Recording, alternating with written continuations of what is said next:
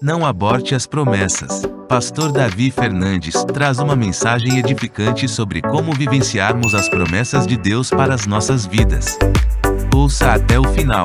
Deus te abençoe. A palavra de Deus diz lá em 2 Coríntios 4:7, nós temos esse tesouro em vasos de barro para mostrar que esse poder que tudo excede provém de Deus e não de nós. De todos os lados somos pressionados, mas não desanimados. Ficamos perplexos, mas não desesperados. Nós somos perseguidos, mas não abandonados. Nós somos abatidos, mas não destruídos. Sabe, a palavra está dizendo, Deus depositou esse tesouro em vasos de barro. E a gente precisa entender que o que nós carregamos é poderoso, o que nós carregamos é suficiente para ressuscitar Jesus, assim como foi suficiente para ressuscitar Lázaro também. O mesmo poder, irmão, a palavra não diz que é um poder parecido ou uma parte do poder, mas diz que o mesmo poder que ressuscitou Jesus Cristo dos mortos agora habita em nós. Eu quero te lembrar disso, existe poder de ressurreição dentro de você.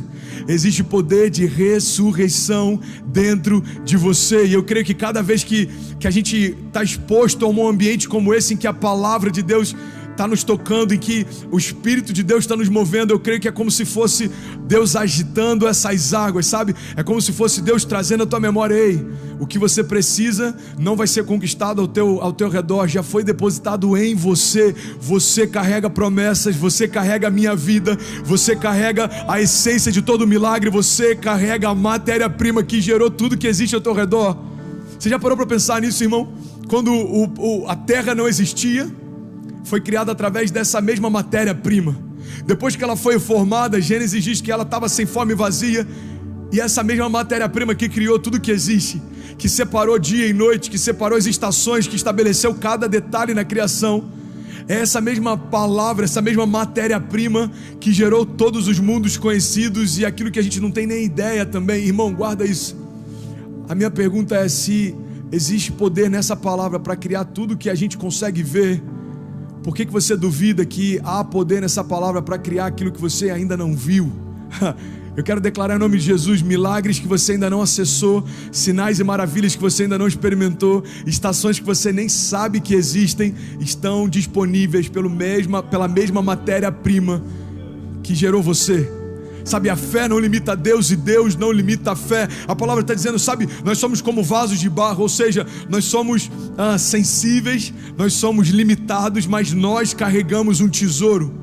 E logo depois a palavra lá em 2 Coríntios vai nos dando garantias. Olha, você pode ser pressionado, você pode ser coagido, você pode ser caluniado. Eu estou parafraseando aqui, você pode ser abandonado, se sentir desesperado, desanimado, mas essa não é a última palavra sobre você. Esse não é o final da tua história, esse não é o teu destino final. Sabe, quando eu leio isso me dá tanta paz, porque algumas dessas realidades são realidades que eu estou vivendo hoje. Mas é bom porque a gente lê que apesar de todas essas realidades, existe uma realidade final. Ou seja, ele está dizendo, olha, nós somos pressionados, mas não desanimados. Ficamos perplexos, mas não desesperados. Nós somos perseguidos, mas não abandonados. Nós somos abatidos, mas não destruídos. Eu não sei se você já ouviu esse ditado, mas ele define exatamente o que a gente está vivendo agora. Podemos ter perdido algumas batalhas, mas não perdemos a guerra. Talvez você está dizendo, André, uma porta que eu tinha de emprego se fechou, ou talvez eu tive que dispensar alguns funcionários. Ei, guarda isso, irmão. Um momento não define toda a tua história. Momentos passam, estações passam, cenários mudam, governos mudam, mas existe uma promessa que você carrega, e a despeito do tempo, ela não muda, ela não é alterada, ela não tem como ser deformada, falsificada. Você sabe por que Deus imprimiu no nosso interior esses desígnios, essas promessas? Porque nada pode tocar naquilo que o próprio Deus imprimiu em você. Irmão, você pode viver como se não tivesse promessa nenhuma, mas você não tem como mudar a promessa que Deus te fez. Você pode rejeitar as promessas, mas elas permanecerão lá. Você pode não acreditar, mas isso não faz com que elas deixem de existir. É interessante porque aquilo que nós fazemos não altera o que as promessas são. Aquilo que nós fazemos não altera o que o Deus da promessa é. Então a gente precisa ter esse entendimento. Se eu creio ou não, ela continua sendo real. Se eu desejo viver ou não, ela continua estando ativa. Se eu quero mergulhar nela ou não, ela continua de pé. Porque Deus não é homem para que minta, nem filho do homem para que se arrependa. Aquilo que Ele prometeu certamente cumprirá, se você se posicionar para receber. Eu gosto de dizer que existem duas classes de promessas: aquelas que vão se cumprir independente da nossa vontade, e aquelas que Deus fez, mas na nossa vida nunca se cumprirão. E eu lembro que a primeira vez que eu preguei isso, algumas pessoas falaram: como assim promessas que Deus fez que nunca se cumprirão?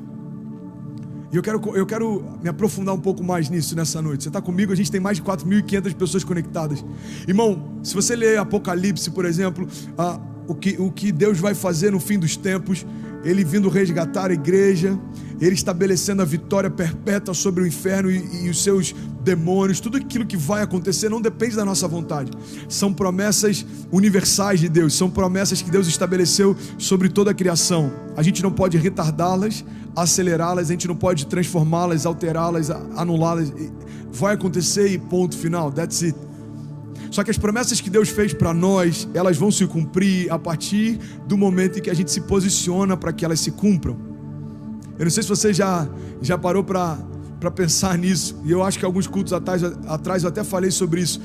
Eu sou do Rio de Janeiro, do interior do Rio, do litoral do Rio, e a gente via de vez em quando alguns noticiários em que traficantes eram presos, e sempre me assustava o fato da maior parte deles ter o nome de um profeta da Bíblia.